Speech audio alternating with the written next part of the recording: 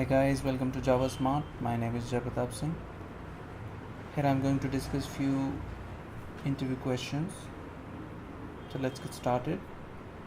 First question is, what is identity hash map? So it is present in java.util package and it uses a reference equality instead of object equality when comparing keys.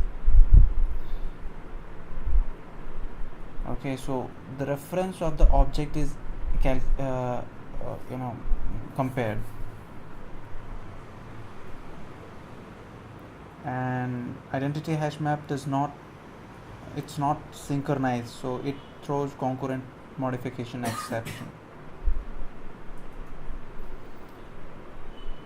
Next question is, explain the importance of hashcode and equals method. So it is used to find out the index of object to put key value. No.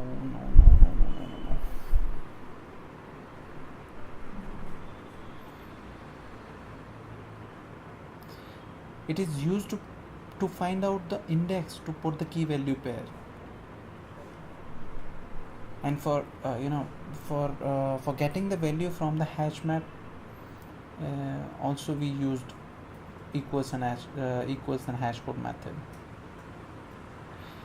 Use it carefully, otherwise it can create problems, like if you try to put the value like key value pair after calculating the hash code.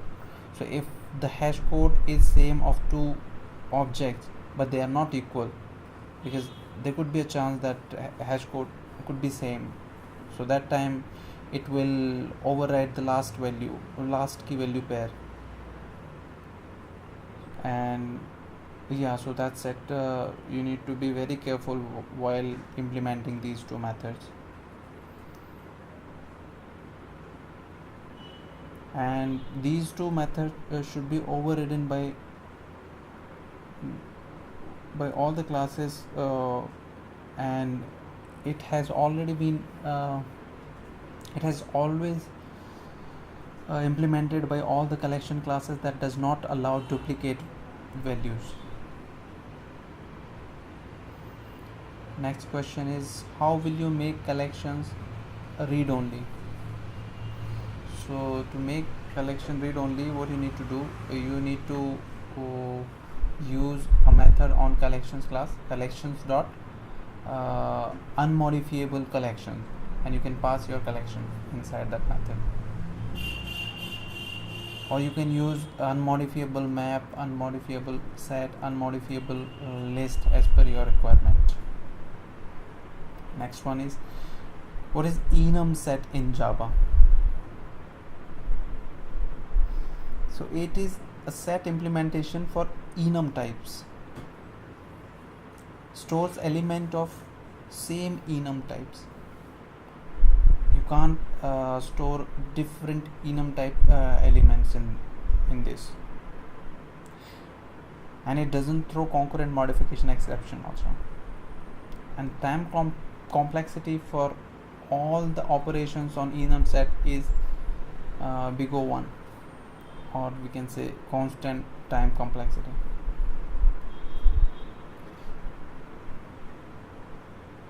Next question is, how do you convert a given collection to synchronized collection? So for this, what you can do, you can use a method called synchronized collection. So what you need to do, you just need to write collections dot synchronized collection, and you need to pass your collection inside that.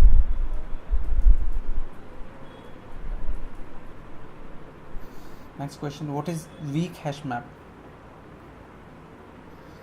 So it is also present in java.util package, and element will be deleted when its key not in use. So that is the condition for weak hash map. So and it allows null key and null values,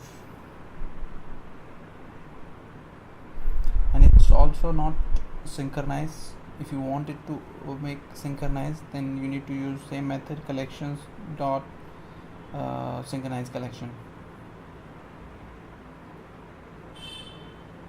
Next question is contract of hashcode and equals. So the contract is like if two objects are equal, then their hashcode should be same or should be equal. But if hashcode of two objects are same, that does not mean that they would be equal. So this is the contract between equals and hashcode. Eighth question is, what is unsupported operation exception? So it occurs when if you are using a collection which is unmodifiable, like you have created a list and then you have made it unmodifiable using unmodifiable list method, and then if you try to perform some modification, like if you want to add something or remove something, then you will get this exception. What is concurrent collection classes?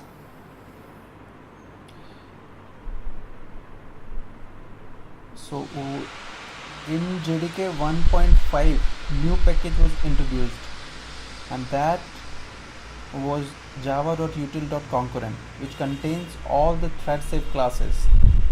Like we have concurrent copy on write, array list, and concurrent hash map. So these classes allow modification during iteration, and you won't get any concurrent modification exception during any kind of modification, add or remove. And the last question is, we add student class. If we add a student class object to array list, mention the step need to be taken. If I want to sort the object in array list using student ID attribute present in student class, so how I will sort that array list? So you can use comparable interface. You need to implement the comparable interface by your student class, and then what you need to do, you need to override the compare to method by passing the object, and then comparing the on the basis of student ID. Okay, so comparing the student ID of passed object and the current object of that class, you need to compare, and then you need to return the output accordingly.